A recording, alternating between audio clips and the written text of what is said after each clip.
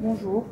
Brigitte Grésy, secrétaire générale du Conseil supérieur de l'égalité professionnelle entre les femmes et les hommes en France.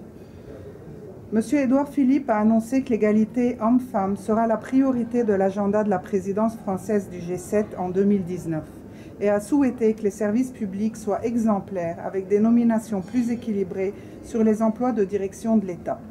Quelle est la situation de la parité au niveau des services publics en France aujourd'hui ? Alors la situation de la parité s'est améliorée puisque nous avons une loi assez forte qui exige qu'on ait 40% de femmes dans les flux de nomination.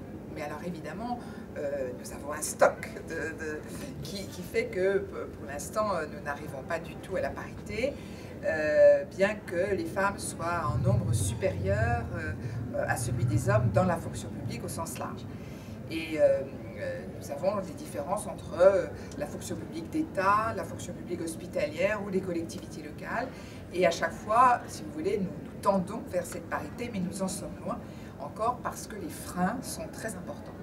Et nous connaissons toujours des différences de salaire aussi entre les femmes et les hommes.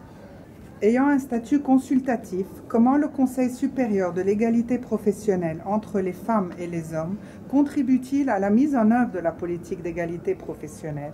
Et quelles leçons tirer pour les pays de la région Annemaud? Alors, le Conseil supérieur de l'égalité professionnelle est un organisme paritaire, c'est-à-dire nous avons tous les partenaires sociaux, que ce soit les syndicats, que ce soit les employeurs, et nous sommes conviés à donner notre avis sur tous les textes, que ce soit une loi, que ce soit un règlement. Nous devons dire quel est selon nous l'impact sur l'égalité entre les hommes et les femmes. Donc nous sommes une instance de vigilance sur l'égalité, et par ailleurs, nous proposons des politiques publiques nouvelles, innovantes. Et je travaille par exemple avec les membres aujourd'hui à la question des algorithmes, la place des algorithmes dans les process de recrutement, et où on découvre que les algorithmes, si on leur donne des données biaisées déjà du point de vue du sexe, eh bien, il ressort in fine des recrutements qui sont discriminants à l'égard des femmes. Donc c'est ce travail-là que nous faisons, et je pense que nous sommes une instance présidée par la ministre des Droits des Femmes, mais en même temps, nous ne sommes pas dans l'administration.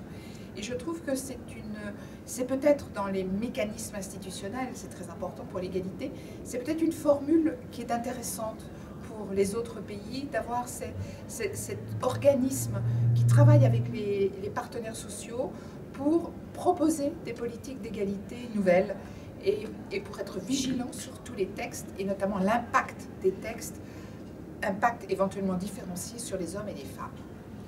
Et dans la région Mina, quelle est la situation selon vous? Alors la situation est très différente, et là depuis 2 jours maintenant nous échangeons, et c'est absolument passionnant, et dans certains domaines, eh bien, certains pays sont bien plus en avant que la France dans certaines politiques.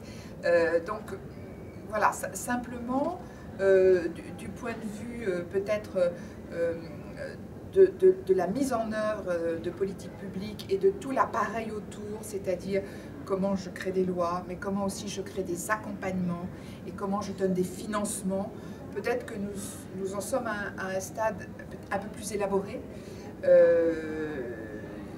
Tout l'intérêt de ces échanges, mais le propre des politiques d'égalité, c'est qu'elles doivent s'appliquer à des contextes extrêmement différents. Même les stéréotypes de sexe sont différents en fonction des régions. Et je crois que ce qui est important ici, c'est de nous donner en quelque sorte des structures communes, mais qui nous permettent d'adapter différemment en fonction des contextes régionaux. Merci. Merci.